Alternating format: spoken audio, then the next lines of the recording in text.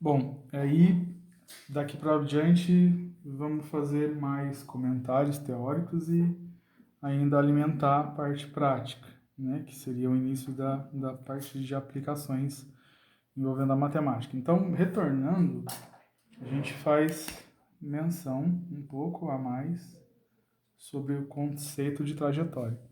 Então, a trajetória, a partir de agora, né, referente à sigla que leva o título dessa aula, né, MRU, Movimento Retilíneo Uniforme, eu vou então começar por nesse aspecto. Então, assim, a trajetória retilínea, ela é dotada de marcações equidistantes, ou seja, sob a mesma distância, os pontos aos outros, a origem aqui definida, e mais, para agora, eu tenho a simbologia do espaço, que vem do inglês ali, space, né? Onde a unidade a ser avaliada para medidas de posição, o espaço, vem a ser o metro, que é referente ao Sistema Internacional de Medidas. Ainda, nesse aspecto, a gente pode enumerar aqui os posicionamentos. Então, como já na aula anterior houve o comentário de que eu posso deixar valores numéricos seguindo em unidades, se eu quiser, né? Eu posso fazer uma alteração da escala, né? Então, se eu desejar modificar a escala, eu posso orientar aqui, por exemplo, 1 metro, né? E aí a região aqui ao meio seria meio metro, né? E aqui 1,5 metro, poderia ser assim, né? Uma escala desse modo. Eu posso variar de outra maneira, por exemplo, como eu havia comentado, de 3 em 3, né? De 5 em 5, como for. Vai valer para avaliação de posicionamentos. Aqui, por exemplo, estabelecendo de 3 em 3, né? Tanto faz. Em relação a posicionamentos em metros, né, como eu observei aqui, eu posso então caracterizar esse outro lado, né, com o -3, por exemplo, né, o -6, né, e o -9. Então, nada impede de realizar modificações nos posicionamentos em termos de escala, né, para a nossa trajetória retilínea. E com relação à origem, né, tudo que se refere à parte à direita da origem, eu tenho valores positivos, né? Tudo que se refere à parte esquerda aqui, né, da origem, observando a lousa, eu tenho então os valores negativos, né? E um outro elemento interessante a ser comentado é em relação à seguinte situação. Bom, é um aspecto relevante também, importante, observar agora nesse exemplo que eu coloquei aqui. Então, eu fiz a gravura de uma bicicleta, né? E aqui a gravura de uma pessoa. Vamos imaginar que essas duas situações envolvam um movimento para a direita. Duas situações que eu digo porque eu tenho uma bicicleta, porque eu tenho aqui uma pessoa caminhando, né? É interessante colocarmos uma pessoa, né, em cima dessa bicicleta para caracterizar aí o movimento, né?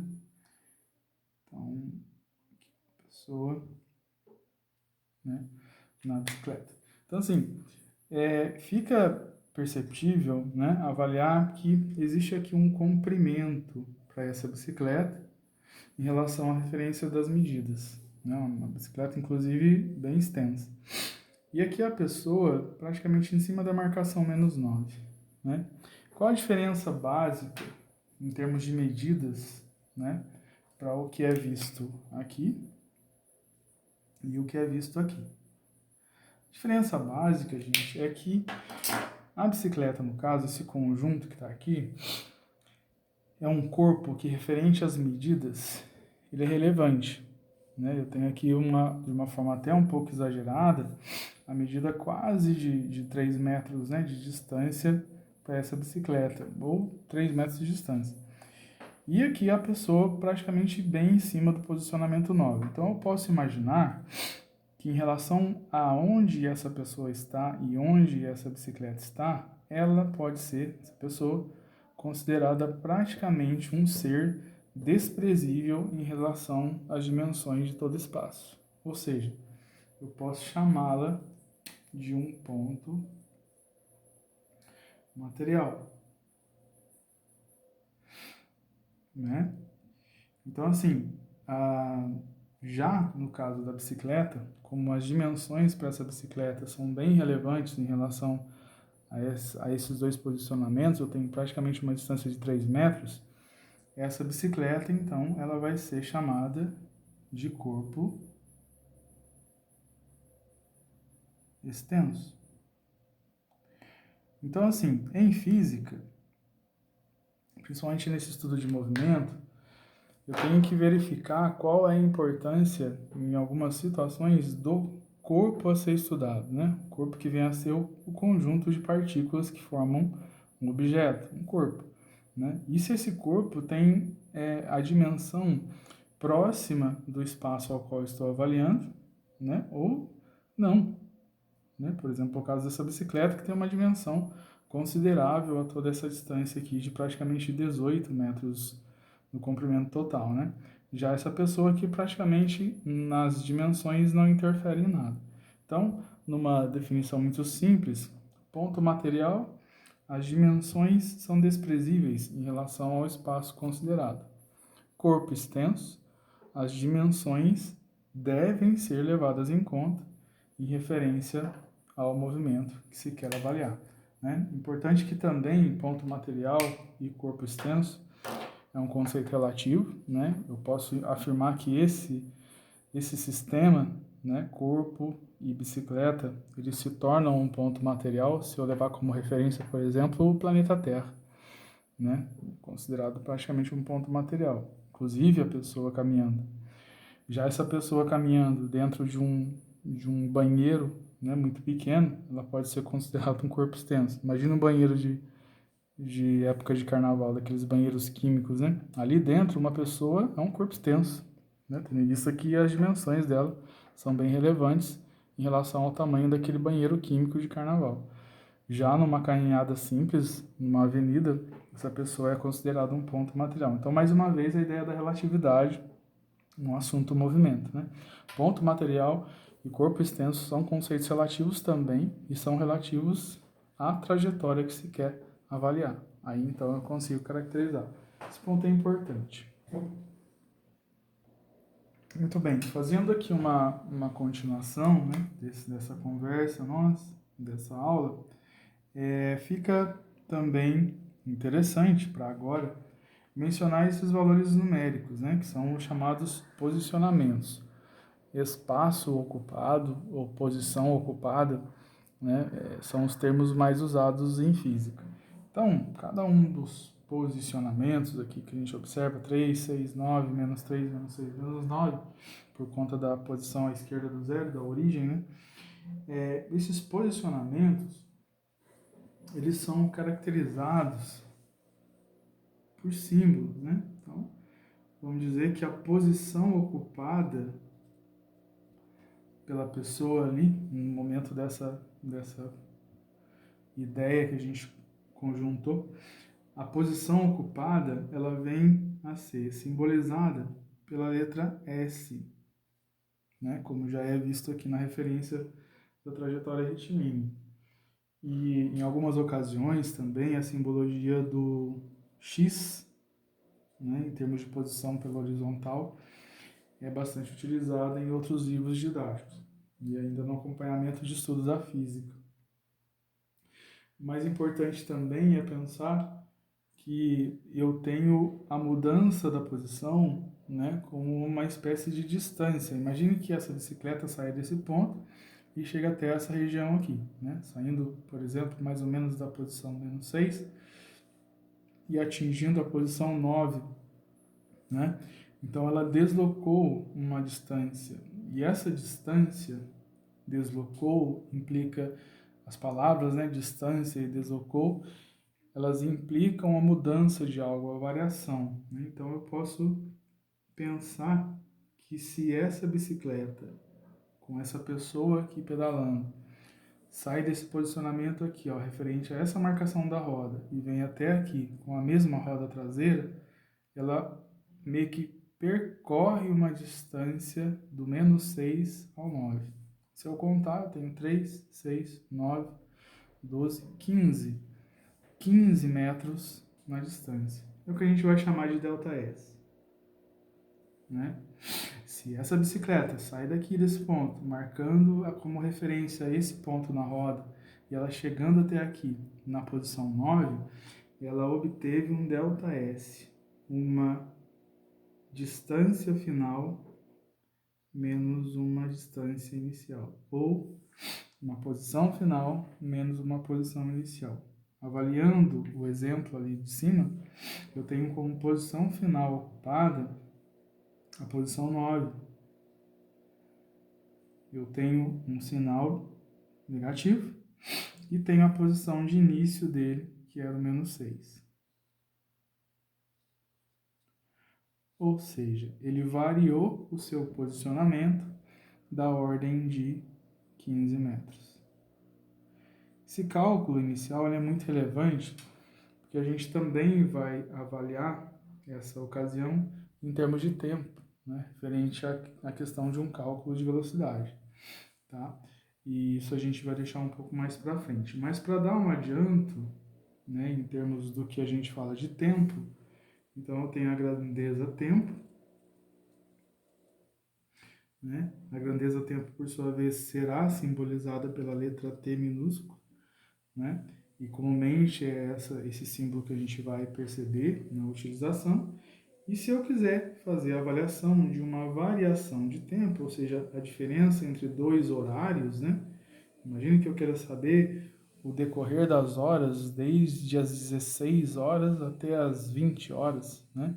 Das 16 às 20 horas eu tenho um decorrer de 4 horas, né? Então, o ΔT, por sua vez, também será a diferença do tempo fim com o tempo de início, né? Então, a ideia da variação do tempo também é muito importante para que a gente possa avaliar em futuros exercícios. Vou colocar um exemplo aqui curtinho ao lado, só para a gente compreender essa ideia do uso da variação do tempo, bem mais rápido. Bom, nos apoiando aqui num exemplo, né, que se encontra em azul, eu comuniquei a ideia de que nós tenhamos 16 horas, né, marcadas num relógio digital qualquer, né, e posteriormente eu tenho a visualização no relógio, né, posteriormente eu tenho a visualização no relógio nessa marcação, 20 horas, né. Então, assim, se quer avaliar o tempo decorrido, né, que claramente aqui são 4 horas. Mas em termos de uma aplicação simples, né, envolvendo a questão dos símbolos e da matemática na física, né, a célebre fórmula, né, que a gente tanto fala para fazer prova, qual é a fórmula, né, que fórmula que eu decoro? Então, assim, ΔT, T menos T0, tempo final, no caso, vai ser as tais 20 horas, né, de tempo, no seu relógio digital, que seja, que a gente estiver avaliando, menos o tempo inicial, 16. Quanto tempo, então? 4 horas. Né? Então, temos aqui um conjunto de informações iniciais bem básicas, né, para não ter uma noção de como é que se realiza cálculo de variação de posição, de variação de tempo. Né? Bem bastante simples e importante. Bom, fazendo um pouco mais de avaliações a respeito da distância ainda, eu vou mencionar essa questão associada ao deslocamento, tá?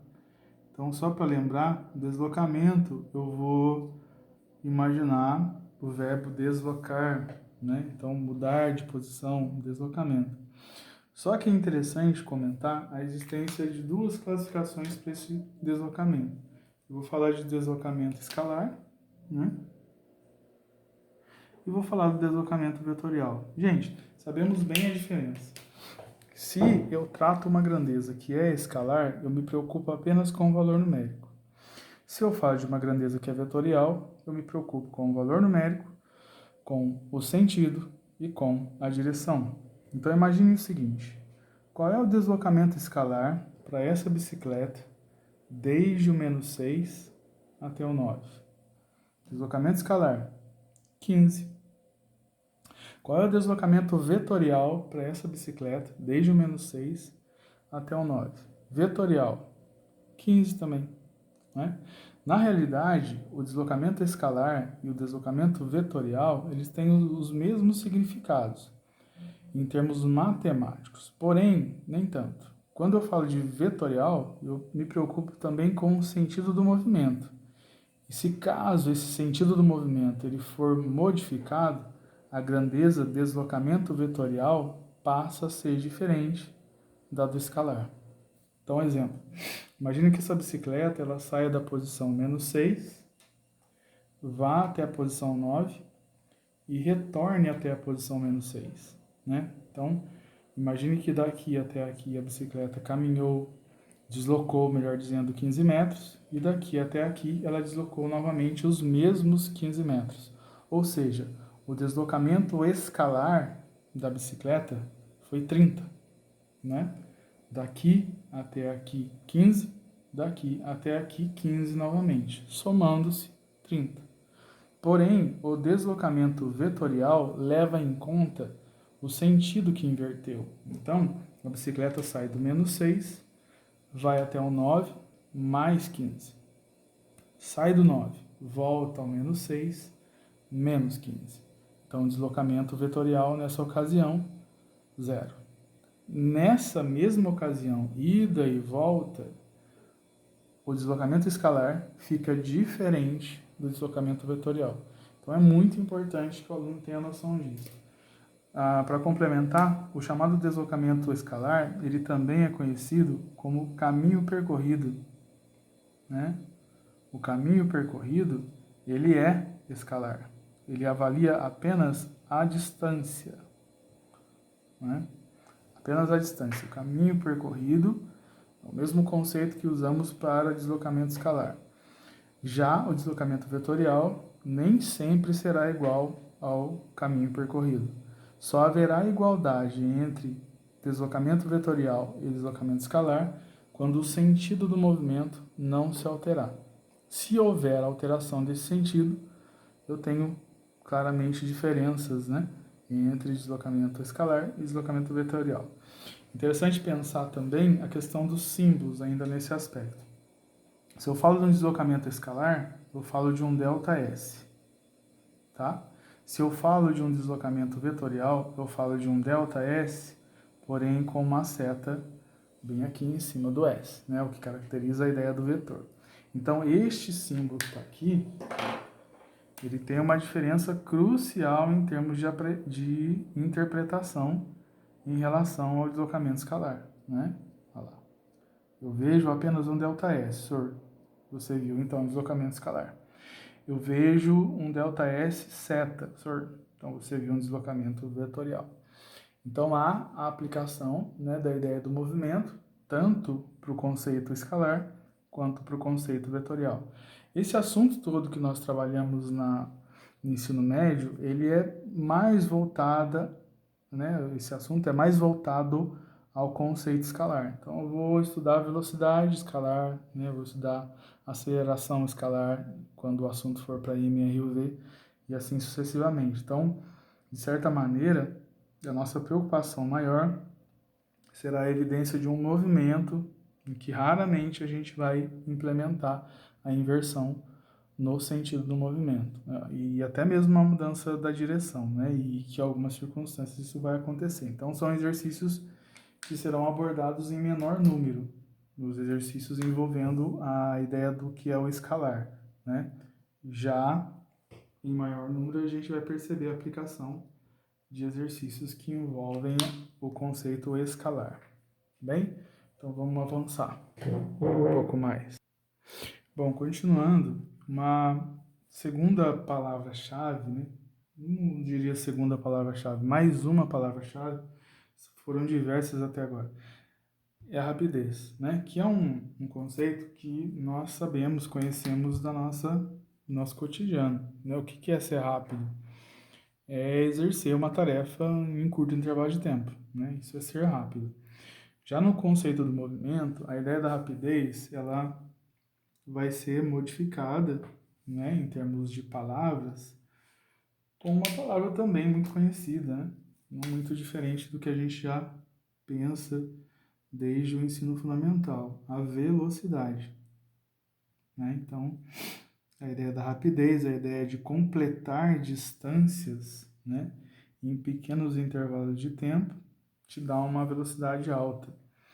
A ideia de completar distâncias em longos intervalos de tempo te dá uma velocidade baixa. Então, se eu pensar que a velocidade ela é alta, né, a ela, né, confere-se um intervalo de tempo pequeno, né? Agora, e se eu quiser avaliar a velocidade baixa? A ela atribui-se o conceito de que o intervalo de tempo foi grande, né? Foi bem alto, não é isso? Vamos colocar o símbolo na matemática que a gente conhece bem, né? O ΔT aqui menor, né?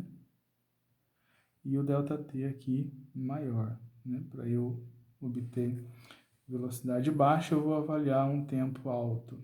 Para obter velocidade alta, eu vou avaliar um tempo pequeno.